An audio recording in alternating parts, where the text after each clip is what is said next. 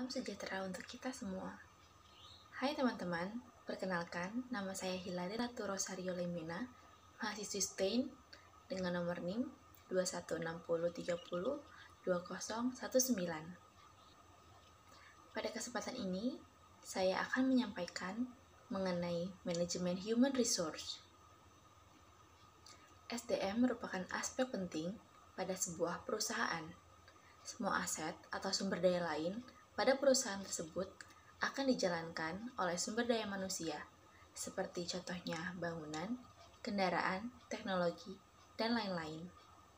Tanpa SDM, semua tugas dan pelayanan yang berkaitan kepada pelanggan atau supplier akan terhenti. Perencanaan SDM yang baik dan teratur sangat berperan dalam kemajuan sebuah perusahaan. Dan dalam manajemen human resource ini, HR departemenlah yang bertanggung jawab dalam melakukan perekrutan untuk menemukan kandidat dengan kemampuan, kualifikasi, serta pengalaman yang dibutuhkan oleh perusahaan. Proses manajemen yang dilakukan oleh HR departemen adalah untuk menangani bisnis, perencanaan, pembuatan keputusan, dan juga mereview finansial perusahaan yang berkaitan juga dengan akunting atau administrasi. Dalam perencanaan SDM, kita perlu memperhatikan beberapa hal berikut ini. Yang pertama, tujuan dari perencanaan. Perencanaan SDM yang tepat sasaran akan meningkatkan efektivitas dan efisiensi perusahaan. Artinya, perusahaan akan berjalan dengan baik sesuai dengan jumlah personil yang produktif dan sesuai kebutuhan. 2. SDM yang sudah ada. Dengan SDM yang sudah ada, maka pemetaan terhadap sumber daya manusia yang ada, perusahaan juga perlu mengetahui untuk setiap departemen dan membuat analisa. Hal ini dilakukan agar tiap struktur pada organisasi perusahaan berjalan dengan baik. 3. Perencanaan demand and supply. Berdasarkan tujuan dan inventaris yang sudah ada, sekarang ini bisa membuat perencanaan SDM dengan menganalisa kebutuhan perusahaan sesuai dengan proses pemenuhannya. Hal ini dilakukan oleh HR departemen dengan akunting atau administrasi. Dan hal ini juga berkaitan dengan jumlah pegawai yang dibutuhkan di masa mendatang karena dikurangi dengan jumlah yang keluar atau mengundurkan diri. Yang keempat, lubang-lubang SDM atau manpower gaps. Tidak ada perusahaan yang berhasil tanpa kerja sama tim yang baik. Oleh karena itu, sebagai HRD, harus jeli memperhatikan lubang dalam sistem SDM-nya. Komunikasi antar departemen harus berjalan dengan baik demi pelayanan kepada supplier dan pelanggan tidak terganggu. Yang kelima, jenjang karir. Jenjang karir sekali dilakukan dalam perusahaan untuk memacu kinerja karyawan agar sistem promosi dan kemajuan perusahaan berjalan dengan baik. Sistem promosi dan jenjang karir yang jelas juga memicu kerja karyawan menjadi lebih semangat dan mendapatkan jabatan yang baik atau lebih tinggi. Yang keenam, continuous development. Untuk mendorong perilaku proaktif, kerjasama tim, dan atmosfer kerja yang baik, perencanaan SDM mutlak memerlukan pembelajaran yang berkesinambungan. Mengikuti training berkala yang disediakan perusahaan atau pelatihan bisa bersifat teknis dan non-teknis merupakan salah satu caranya agar atmosfer kerja di dalam perusahaan berjalan dengan baik. Yang ketujuh, sistem kompensasi, insentif, dan penghargaan.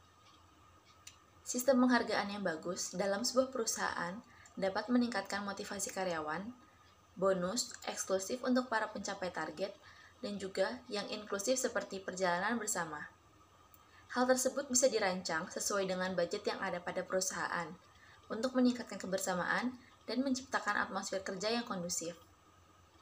Manajemen HR atau Human Resource di masa depan nantinya bukan hanya menjadi tugas dari HR Development saja, melainkan juga merupakan tugas utama dari seorang pemimpin perusahaan. Karena seorang pemimpin perusahaan juga harus memahami karakter dari setiap sumber daya manusia atau karyawan di salah satu atau seluruh departemen yang ada pada perusahaannya.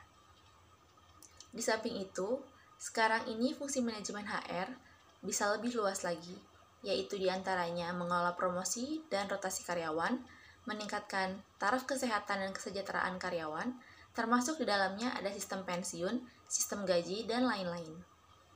Karena pada masa ini pengembangan HR juga dilakukan oleh pemimpin perusahaan, maka tugas pengembangan sumber daya manusia juga dilimpahkan kepada pimpinan.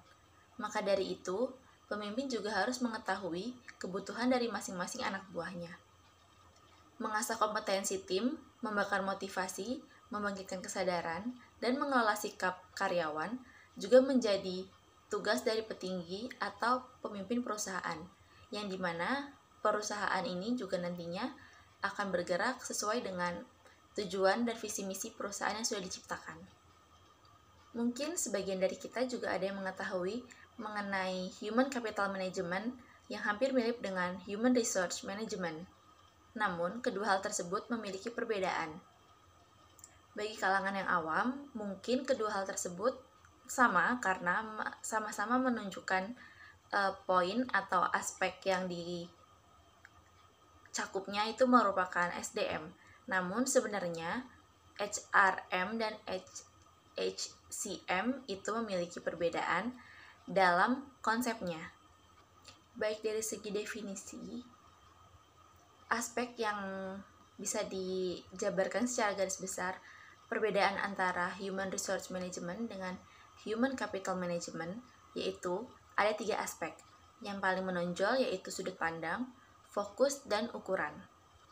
Dari segi sudut pandang, HRM memandang karyawan sebagai sumber akan habis jika dipakai terus. Sedangkan dari segi Human Capital Management memandang karyawan sebagai aset dapat diperkaya dan memberikan untung. Dari segi fokusnya, HRM atau Human Resource Management memfasilitasi dan memenuhi kebutuhan karyawan termasuk kesejahteraannya. Sedangkan dalam pemahaman Human Capital Management, pengembangan sumber daya manusia agar nilainya semakin bertambah dan dapat berkontribusi secara maksimal. Dan dari bagian yang terakhir, dari segi ukuran, menurut Human Resource Management, hanya memfokuskan kepada hasil kinerja atau kontribusi karyawan tanpa analisis. Sedangkan menurut Human Capital Management, mengutamakan analisis perkembangan sumber daya manusia dan perusahaan. Secara garis besar, Human Resource Management dan Human Capital Management sama-sama memperhatikan kepada perkembangan atau kemajuan perusahaan. Jadi, kepada semua pemimpin di sebuah perusahaan, pada dasarnya, baik Human Resource Management maupun Human Capital Management sama-sama memiliki korelasi langsung antara peningkatan sumber daya manusia dengan kemajuan perusahaan. Demikian materi penyampaian saya mengenai materi manajemen human resource pada hari ini. Terima kasih atas perhatian teman-teman. Sampai berjumpa di video selanjutnya.